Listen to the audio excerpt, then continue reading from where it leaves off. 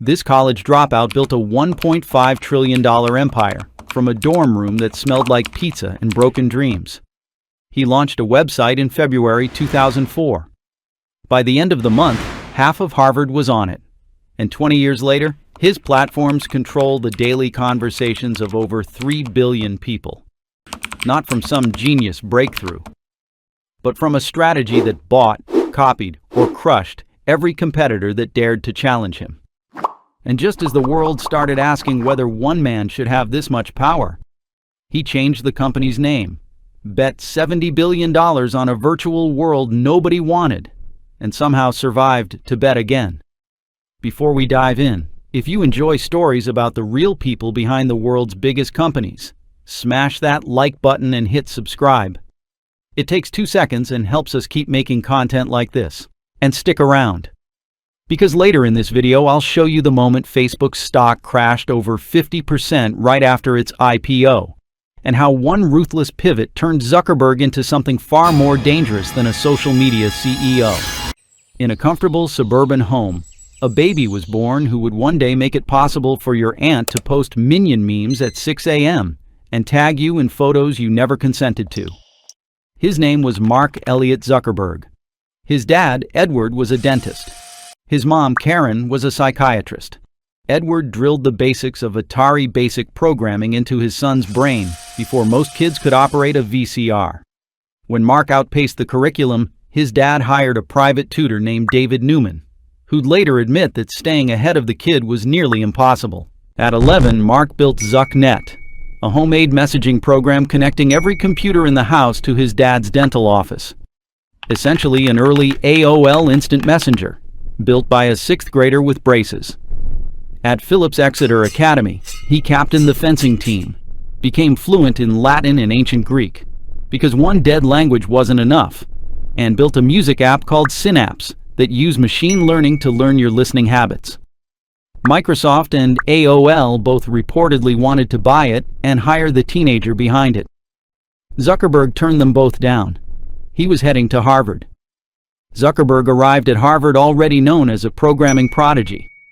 He enrolled in psychology and computer science, because why choose just one way to understand and manipulate human behavior? First, he built CourseMatch, a harmless tool for picking classes. Then came FaceMatch. Pull student photos from Harvard's directories. Throw them side by side. Let users vote on who's hotter. It went viral in hours, crashed Harvard's network, and nearly got him expelled. But Zuckerberg had discovered something important. People were desperate to click on each other online. Around this time, Cameron and Tyler Winklevoss and Divya Narendra asked Zuckerberg to help build their social network, Harvard Connection. He agreed.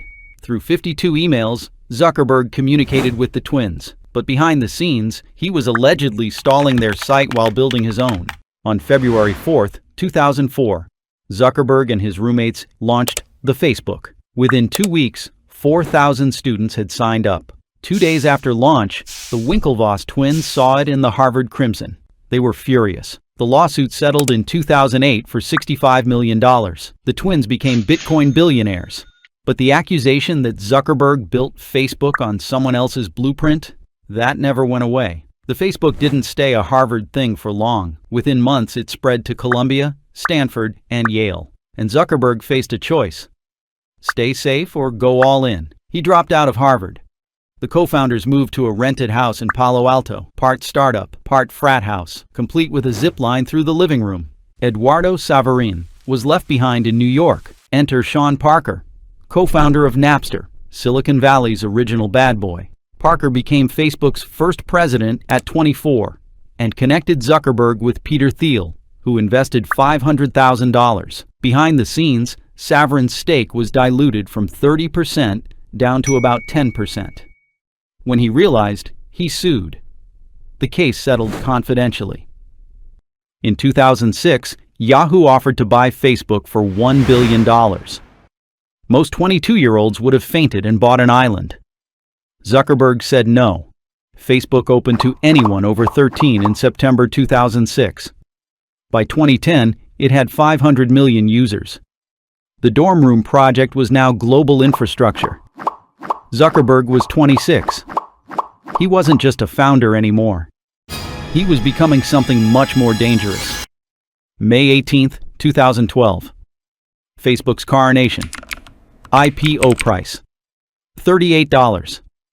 Valuation: $104 billion. The largest tech IPO in American history. And then everything went wrong. NASDAQ glitches delayed trading. Investors couldn't confirm orders. The stock closed just 23 cents above the IPO price. No pop, no champagne. Just Morgan Stanley desperately buying shares to prevent a collapse on day one. Over the next 3 months, the stock lost more than half its value, bottoming near $17.73. Headlines screamed disaster.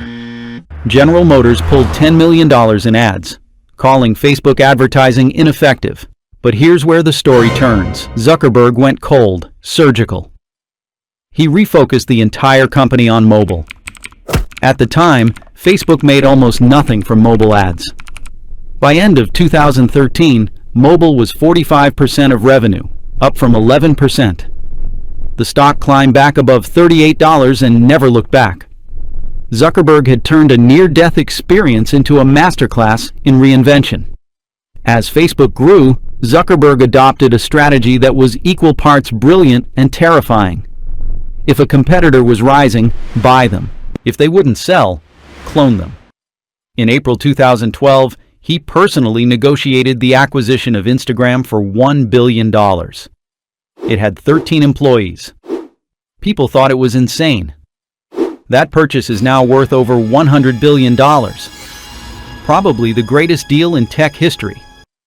In February 2014, Facebook acquired WhatsApp for $19 billion. WhatsApp had made just $10 million the year before. WhatsApp sending over 8 billion messages a day, double Facebook Messenger's volume. It wasn't just an acquisition, it was a defensive strike. Today, WhatsApp has over 3 billion users. Then came Snapchat. In 2013, Zuckerberg offered $3 billion to buy it. Evan Spiegel said no, so Zuckerberg cloned Snapchat's signature feature, Stories, and bolted it onto Instagram. Within a year, Instagram Stories had more daily users than Snapchat's entire platform. The message to Silicon Valley was unmistakable. Sell to Zuckerberg, or watch him build your product with a billion-user head start. Your feature? That's his next update. He wasn't just beating competitors. He was studying them like specimens. And when the moment was right, he absorbed what worked and discarded what didn't. But no machine runs forever without something breaking.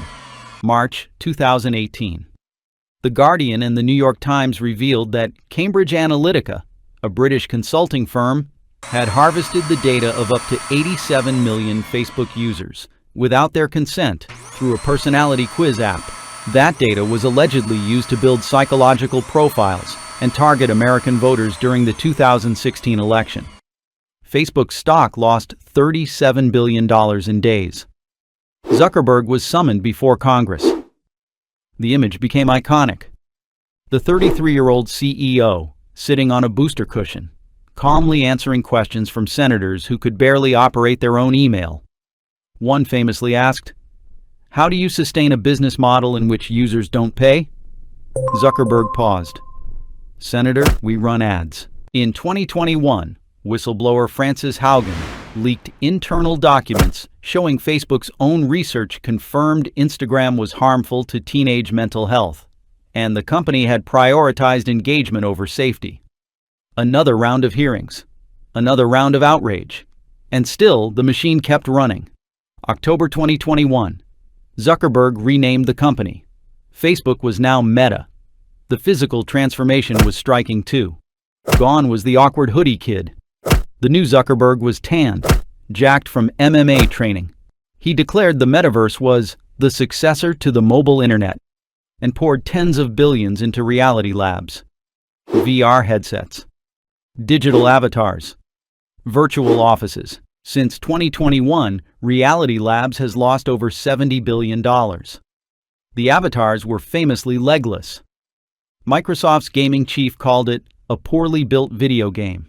Then ChatGPT arrived in late 2022. AI became the gold rush. The metaverse became yesterday's news. Zuckerberg pivoted again, committing $72 billion to AI this year alone. Reality Labs is being slashed by 30%. But here's what separates him from every other tech founder. Bezos built Amazon and walked away. Gates left Microsoft. Zuckerberg hasn't gone anywhere. Still chairman. Still CEO. Still controlling shareholder. After 2 decades and one $70 billion wrong turn, he's still making the calls. Mark Zuckerberg started as a kid who coded a messaging app for his dad's dental office.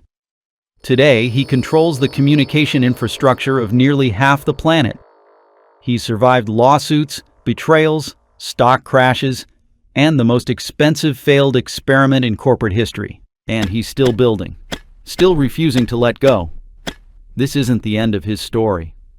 It's just where it might get really fascinating. If you made it this far, you're a legend. Hit subscribe, tap the bell, and drop a like if this was worth your time. Now here's my question. Zuckerberg bet $70 billion on the metaverse and lost. Now he's betting even bigger on AI.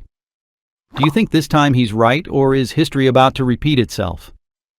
Drop your answer in the comments. I read every single one.